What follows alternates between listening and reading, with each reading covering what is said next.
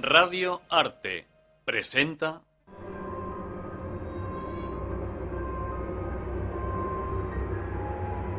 Los ojos.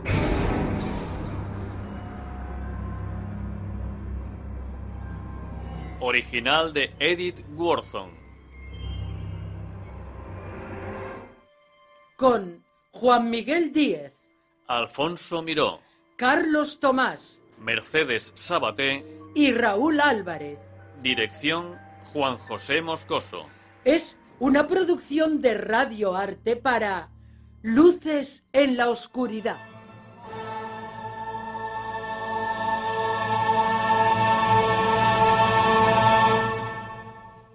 Aquella noche, tras una excelente cena de nuestro amigo Culwin, pasamos los 8 que éramos a la biblioteca, donde ardía un buen fuego.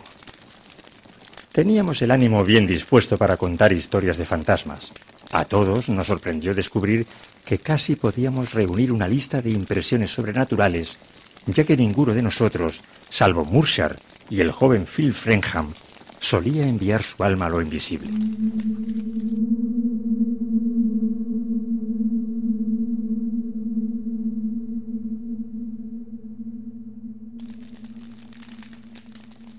Cuando nuestras breves historias acabaron de contarse, la pequeña tertulia se despidió y solo nos quedamos Culwin, Phil Frenham y el que les habla. Ah, por cierto, mi nombre es Roger Ullman. El viejo criado que presidía los destinos de Culwin, después de traer una provisión de soda, recibió la orden de retirarse a dormir. Culwin, Dígame, Phil. durante toda la velada ha permanecido usted en silencio. Ha sido el único que no ha contado ninguna historia sobrenatural. ¿Por qué no nos dice cuál es su fantasma? ¿Mi fantasma? ¿Cree usted que soy lo bastante tonto para permitirme el lujo de tener uno particular? Cuando hay tantos y tan encantadores en los desvanes de mis amigos. Si encontrase alguna vez uno que le gustara, sé que no querría compartirlo. ¿Gustarme? ¿Gustarme? Dios mío. Entonces sí lo tiene. ¿De qué le sirve negarlo? Usted lo ha visto todo, como así me consta. De modo que, naturalmente, ha visto un fantasma. Y si no ha visto uno, entonces es que ha visto dos. Efectivamente. He visto dos. Bueno, por supuesto, no parecen fantasmas. Un compilador no los consideraría como tales. No quiero alentar sus esperanzas. Su único mérito está en su fuerza numérica, en el hecho excepcional de ser dos. Pero frente a eso, me veo obligado a admitir que podría exorcizarlos en cualquier momento, pidiéndole una receta a mi médico o unas gafas a mi oculista. Lo que ocurre es que nunca he sido capaz de decidir si ir al médico o al oculista, si lo que me aqueja es una ilusión digestiva u óptica. Así que he dejado que prosigan su interesante doble vida, aunque a veces hacen la mía sumamente incómoda. ¿Incómoda? Sí, incómoda. Y ya saben lo que detesto la incomodidad. Pero en parte fue culpa de mi estúpido orgullo cuando empezó la cosa, por no admitir que me pudiese inquietar el insignificante detalle de ver dos. Además, no tenía ningún motivo para suponer que estuviese enfermo. A mi juicio, me hallaba simplemente aburrido, horriblemente aburrido. Nos tiene intrigados. Cuéntenos la historia. Había regresado de un largo viaje a Sudamérica y a México y me había quedado a pasar el invierno cerca de Nueva York con una anciana tía mía. Vivía no lejos de Irvington, en una villa húmeda y gótica, oculta entre abetos. Acababa de alcanzar el final de su año agitado con considerables atrasos monetarios y emocionales que satisfacer. Y en teoría, parecía que la dulce hospitalidad de mi tía iba a ser tan beneficiosa para mis nervios como para mi bolsillo. Y tan pronto como me sentía salvo y protegido, mi energía comenzó a revivir. Decidí escribir un gran libro. He olvidado sobre qué. Mi tía, impresionada por mi proyecto, me cedió su biblioteca gótica y, para facilitarme la tarea, me prestó a una prima para que me copiara el manuscrito. La prima era una chica agradable, y se me ocurrió que una chica agradable era exactamente lo que yo necesitaba para recobrar mi fe en la naturaleza humana y, sobre todo, en mí mismo. No era ni bonita ni inteligente. Pobre Alice Nowell. Pero me agradaba tener a mi lado a una mujer contenta de ser tan poco interesante, y quise averiguar el secreto de su alegría. Sentí haberlo hecho, y me atormenté lo indecible, pensando en el modo de enmendarlo. Ella se quedaba en la casa, y una noche, después de irse a acostar mi tía, bajó a la biblioteca a buscar un libro que había dejado fuera de su sitio. Y cuando hube encontrado el libro que no había perdido, le dije: Alice, me voy a Europa esta semana. Europa estaba terriblemente lejos en aquel tiempo. Y Alice comprendió al punto lo que yo quería decir. No reaccionó en absoluto como yo había esperado. Habría sido más fácil que lo hubiese hecho. Cogió el libro con fuerza. Luego se dio la vuelta y me ofreció la mano. Adiós. Me miró de frente y me besó. Jamás había sentido nada tan fresco, tímido y valeroso como su beso. Me casaré con ella. Y cuando muera mi tía, nos dejará esta casa y yo me sentaré aquí, ante la mesa, y proseguiré mi obra. Alice se sentará allí con su labor y me mirará como me mira ahora. Y la vida seguirá así durante muchos años. 10 minutos más tarde había puesto mi sortija en su dedo y le había dado mi palabra de que cuando me marchase al extranjero, se vendría conmigo.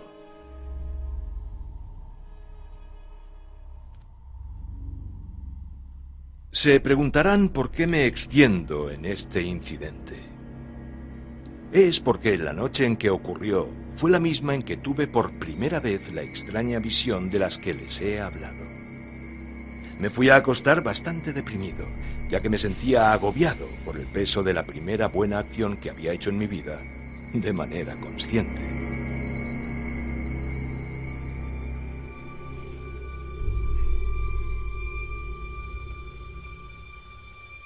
Cuando abrí los ojos debía de ser bastante tarde, porque la habitación se había enfriado y estaba intensamente silenciosa.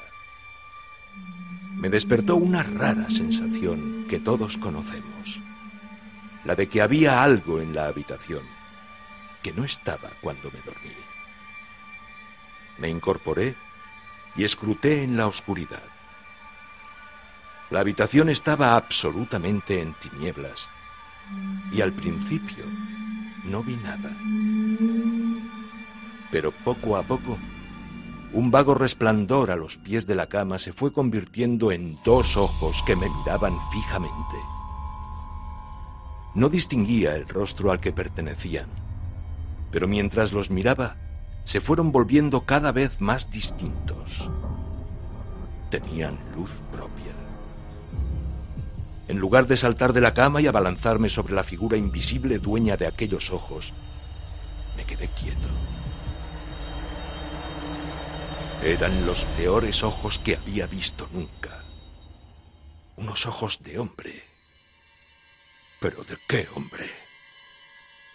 Mi primer pensamiento fue que debía de ser espantosamente viejo. Tenía las cuencas hundidas y los párpados hinchados y enrojecidos. Colgaban sobre los globos de los ojos, colgaban como persianas con las cuerdas rotas. Uno de ellos bajaba un poco más que el otro, lo que daba un aire perverso a la mirada. Y entre estos pliegues de carne de pestañas despobladas, los ojos mismos, pequeños discos vidriosos con un borde como de ágata, parecían guijarros de playa atrapados por una estrella de mar. Pero no era la edad de los ojos lo más desagradable. Lo que me repugnaba no era su expresión de depravada impunidad. Parecía que pertenecían a un hombre que había hecho muchísimo daño en su vida, pero siempre se había mantenido dentro de los límites. No eran los ojos de un cobarde, sino de alguien demasiado hábil para correr riesgos. Y su mirada de baja astucia me revolvía el estómago. Pero tampoco era eso lo peor, sino que mientras nos observábamos el uno al otro, sorprendí en ellos un asomo de burla. Y comprendí que era yo quien la motivaba. Entonces sentí tal acceso de furia que me levanté de un salto y me abalancé contra la figura invisible.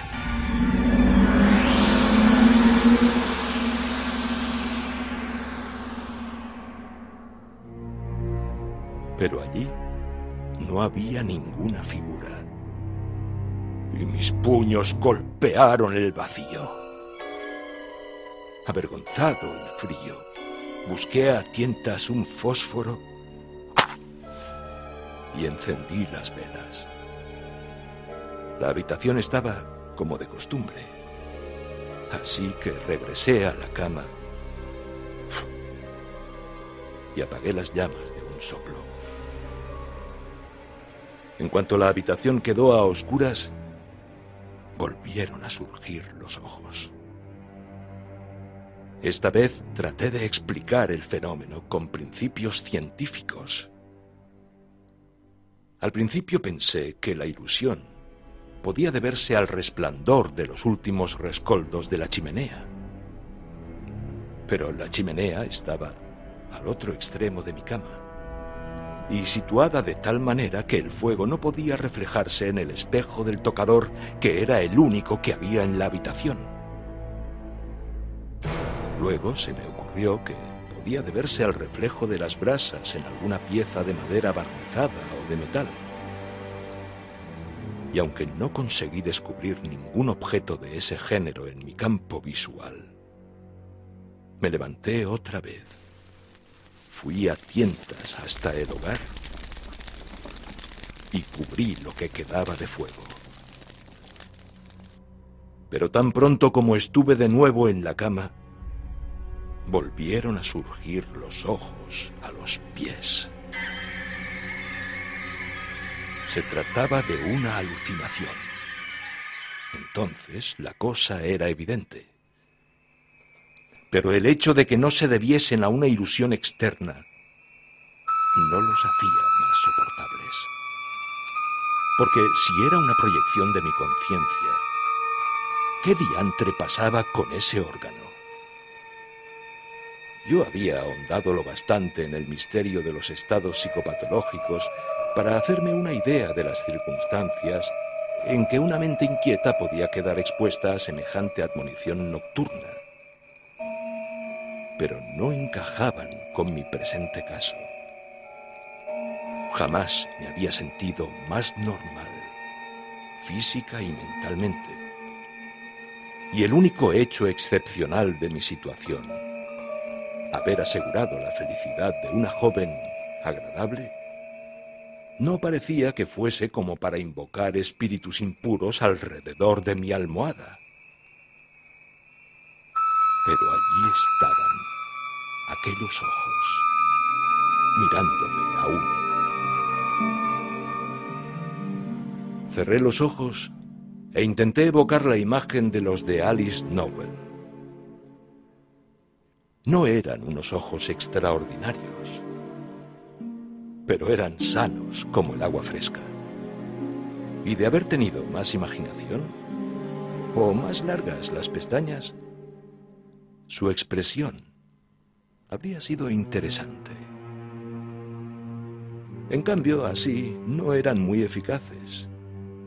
Y unos instantes después, me di cuenta de que se habían transformado misteriosamente en los ojos de los pies de la cama. Y como me exasperaba más sentir su mirada sobre mis ojos cerrados que verlos, los abrí otra vez y los clavé directamente en su odiosa mirada.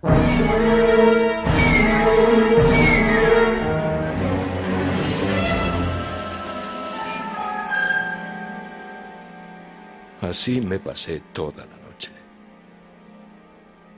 No voy a decirles cómo fue la noche aquella, ni cuánto duró.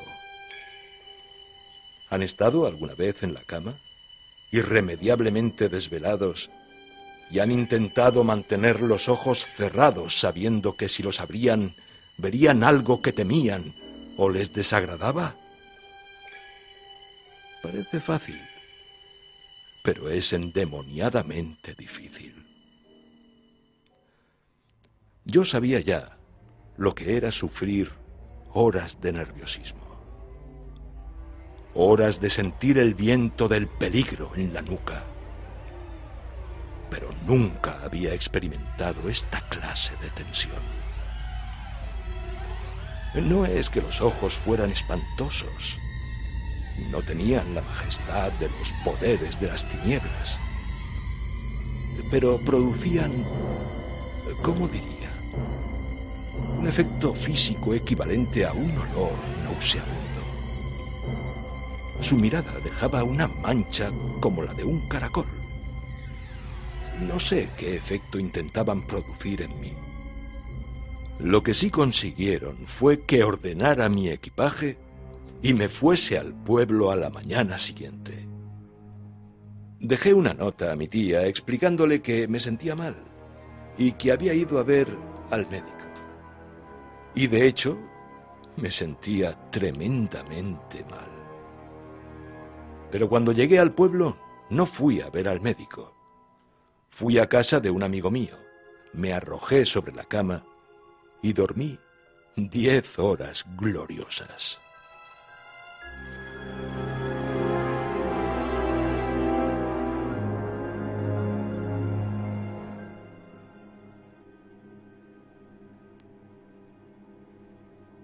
Cuando desperté era medianoche y experimenté un escalofrío al pensar en lo que podía aguardarme. Me incorporé temblando y miré hacia la oscuridad. Pero no había una sola ruptura en su bendita superficie. Después de comprobar que no estaban los ojos, me dejé caer de nuevo y me sumí en otro sueño profundo.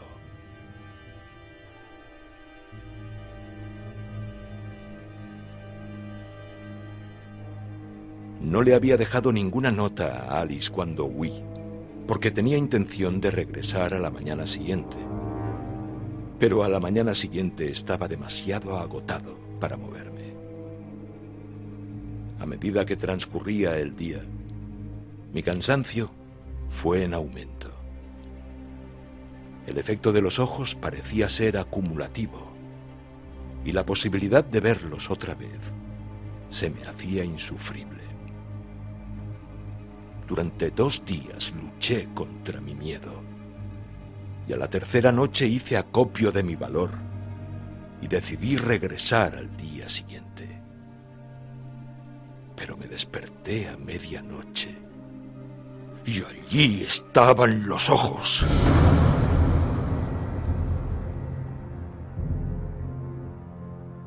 No fui capaz de enfrentarme a ellos.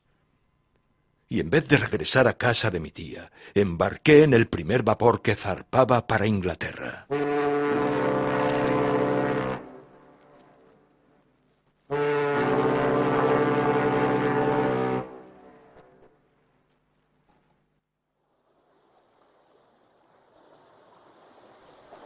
Me encontraba tan tremendamente cansado cuando embarqué que me arrastré directamente a mi camarote y me pasé casi todo el viaje durmiendo.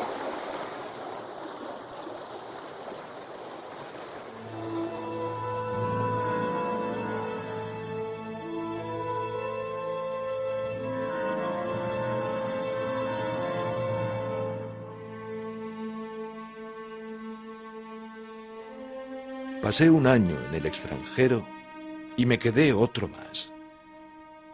Y durante ese tiempo no se me aparecieron una sola vez los ojos.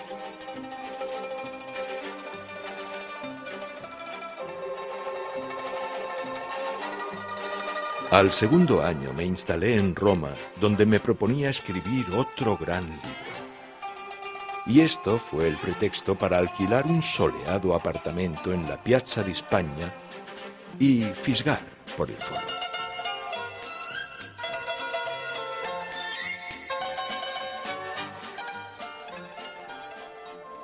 Una mañana fue a visitarme un joven. Venía de Nueva York con una carta de Alice. Era la primera que recibía de ella desde nuestra separación. Estas líneas son para presentarte al portador de la carta. Se trata de mi primo Gilbert Noyes. Te ruego que le ayudes. Tiene talento y desea escribir, pero su familia le quiere orientar más bien hacia el terreno comercial. Yo he intervenido para conseguirle unos meses de tregua, para que saliese al extranjero a pasar hambre y darle alguna prueba de habilidad con la pluma. Espero que harás todo lo posible por él. Alice.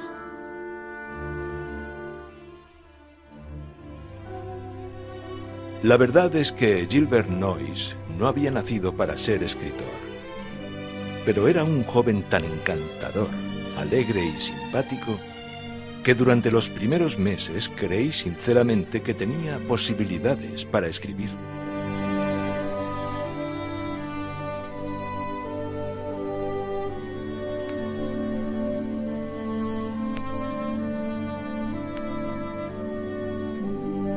Gilbert era tan alegre, afectuoso y feliz conmigo que decirle la verdad habría sido como cortarle el cuello a un dócil animalito. Al principio solía preguntarme a mí mismo quién habría metido en esa radiante cabeza la odiosa ilusión de que tenía cerebro. Luego empecé a comprender que se trataba simplemente de un mimetismo protector, una astucia intuitiva para alejarse de la vida de familia y de la mesa de la oficina.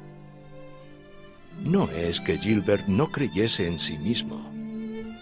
Él estaba convencido de que su llamada era irresistible, mientras que para mí constituía la única gracia que no se daba en él.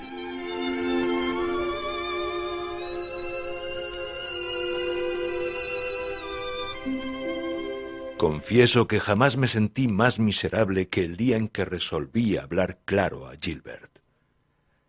Se sentó frente a mí, con la cabeza hacia atrás a la luz de la lámpara. Había estado hojeando su último manuscrito, y él lo sabía. Y sabía que su futuro dependía de mi veredicto. Lo habíamos acordado así, tácitamente. El manuscrito estaba entre los dos, sobre la mesa, su primera novela. Tendió la mano, la posó sobre ella y me miró con toda su vida puesta en la mirada.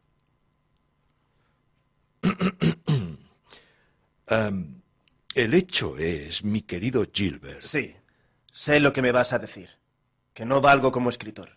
Vamos, hombre, no lo tomes así. Yo no soy tan tajante. ¡Tan tajante! Puedes decirlo. Soy una completa nulidad. No es eso. De repente pensé en el daño que haría a otros al hacérselo a él. A mí primero, ya que enviarlo a casa significaba perderlo. Pero más particularmente a la pobre Alice, a quien tanto ansiaba probarle mi buena fe y mi deseo de servirla. Verdaderamente parecía que era como fallarle 2 veces al fracasar Gilbert. Comprendí que no me interesaba hablarle con sinceridad. Así lo tendría para siempre. Pero si está muy bien. Me interpretas mal. ¿En serio? Oh, no sabes lo que esto significa para mí. Hemos de celebrarlo. De acuerdo, de acuerdo. Pero hoy celébralo tú solo. Yo estoy cansado y prefiero irme a dormir.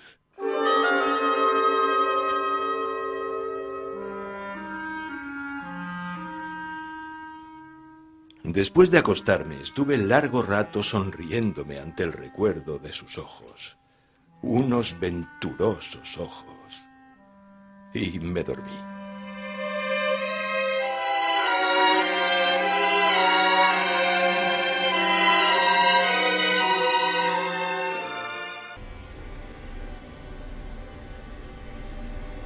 Cuando desperté, la habitación estaba totalmente fría. Me incorporé de golpe. Y allí estaban los otros ojos.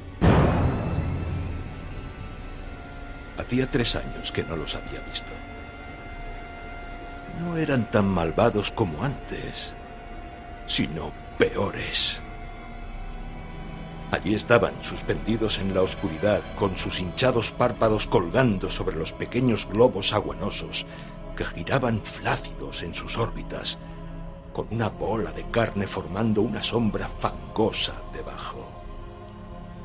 Me recordaban a los vampiros con su apetencia de carne fresca. Parecían mirar, codiciosos y malignos, como hambrientos de una buena conciencia.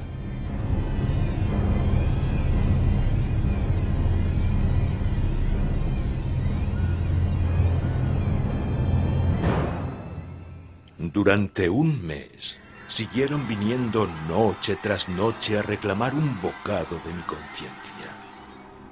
Desde que hice feliz a Gilbert, no consintieron aflojar sus colmillos. La coincidencia me hacía odiar al pobre chico, aunque comprendía que era algo meramente casual.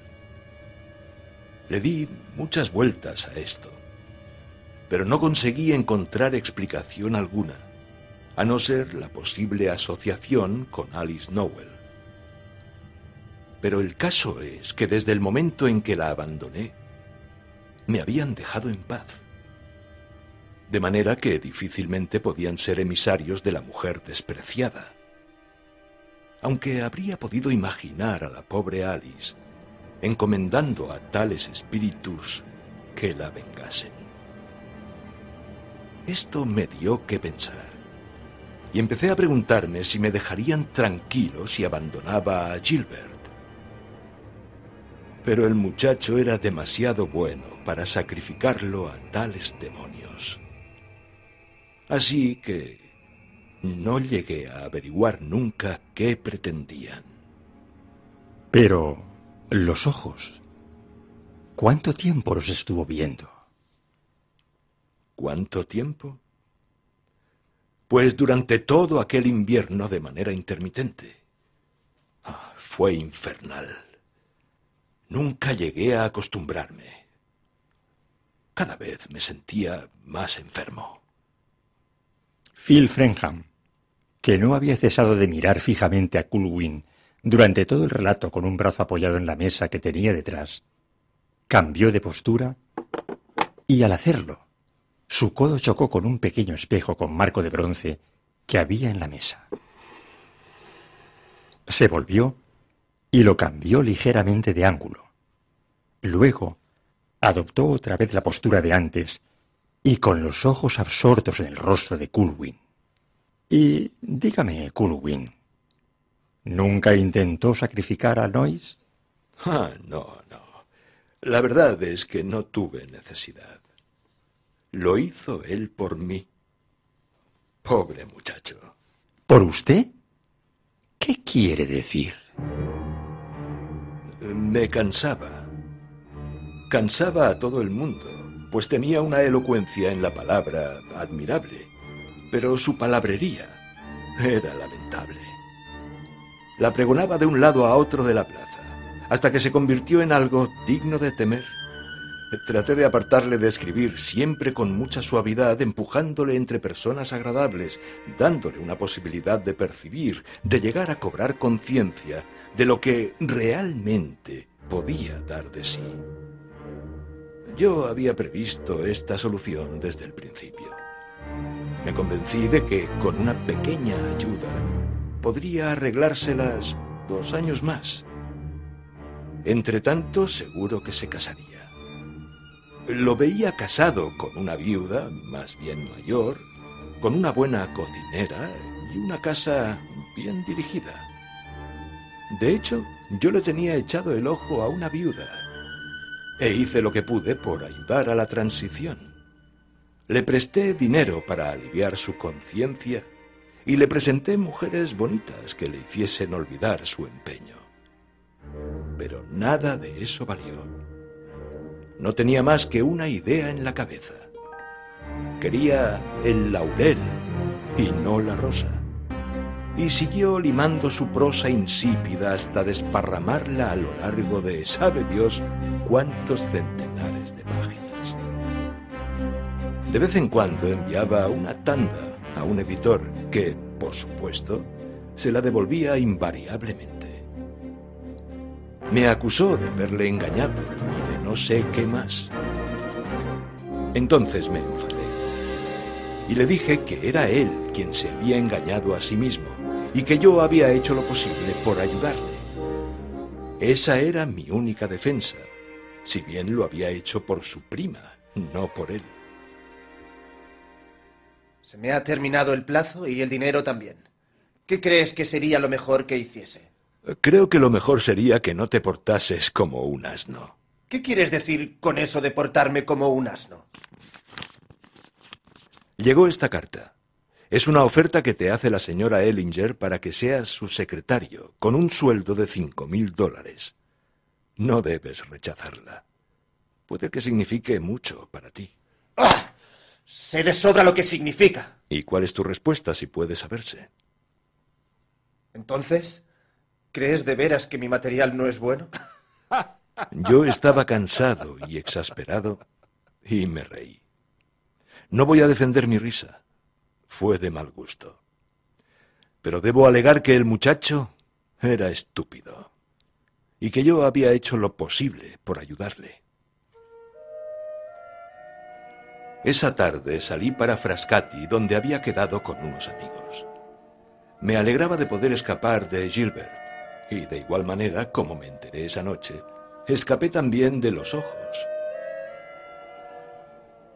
Caí en el mismo sueño letárgico que me había sobrevenido antes de dejar de verlos. Y cuando desperté por la mañana en mi apacible habitación, sentí el absoluto cansancio y el profundo alivio que seguían siempre a ese sueño. Cuando regresé a Roma me encontré con que Gilbert se había ido. Metió sus manuscritos en la maleta y regresó a América con su familia para volver al despacho de Wall Street. ¿Y qué fue de Noyes después? Pues no fue nada, porque no era nada. No podía plantearse la cuestión de llegar a ser algo. Vegetó en una oficina, creo, y finalmente obtuvo una secretaría en un consulado e hizo una boda gris en China. Le vi una vez, años más tarde, en Hong Kong. Estaba gordo y sin afeitar. Me dijeron que bebía. No me reconoció. ¿Y los ojos? No los volví a ver después de mi última conversación con Gilbert. Sume usted 2 y 2, si puede. Por mi parte, no he logrado encontrar la relación. Deben de estar sedientos después de un relato tan seco.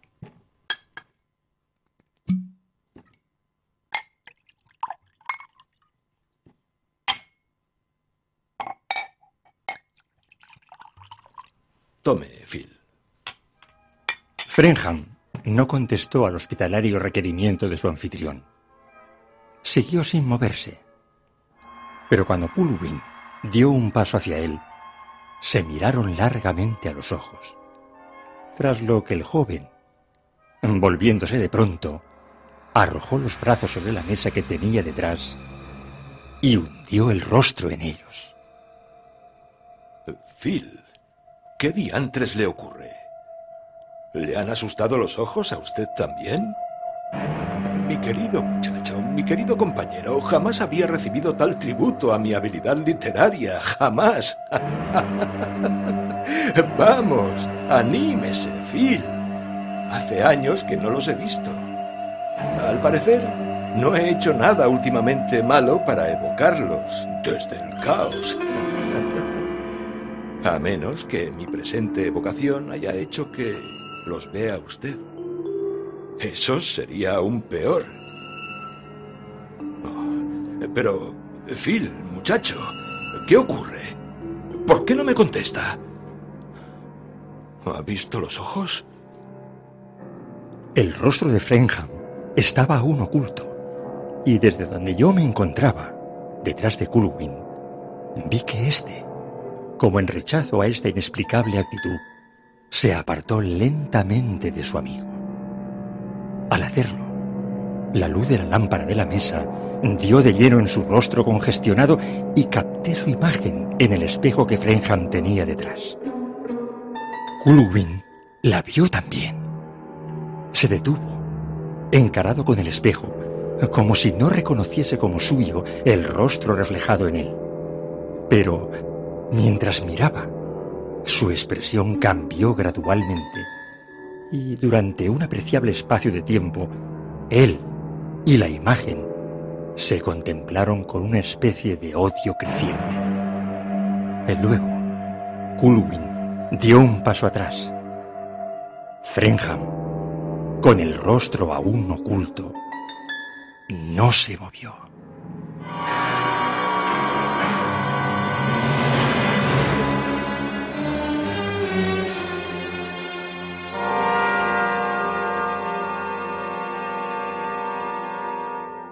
Radio Arte ha presentado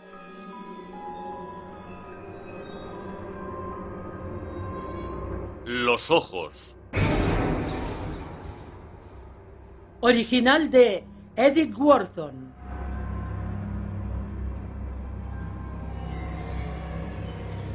Reparto por orden de aparición ante el micrófono. Roger Alfonso Miró. Phil Raúl Álvarez. Culwin Juan Miguel Díaz. Alice Mercedes Sabaté. Gilbert Carlos Tomás. Control de grabación David Sansó. Auxiliar técnico Jordi Gómez. Efectos sonoros Juan Adriano Navarro. Selección musical y de efectos especiales, mezclas y dirección Juan José Moscoso. Este programa ha sido presentado por Asunción Vitoria Y Tony Cotado. Fue una producción de Radio Arte para Luces en la Oscuridad.